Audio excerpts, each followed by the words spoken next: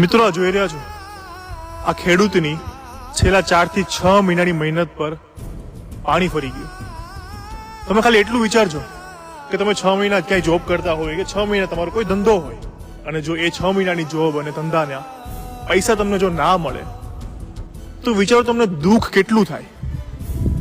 યાર આ જે દુઃખ છે ને એ મારો આ ખેડૂત પરિવાર દર વર્ષે ભોગવે છે. એ મહેનત કરે છે.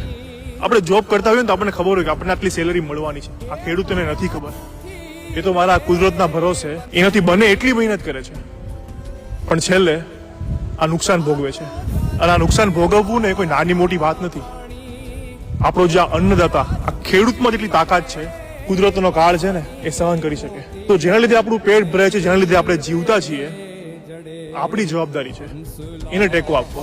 આ ખેડૂત ભાઈઓએ ભૂતકાળમાં ક્યારેય માગ્યું નથી અને ક્યારેય ભવિષ્યમાં હાથ લંબાવશે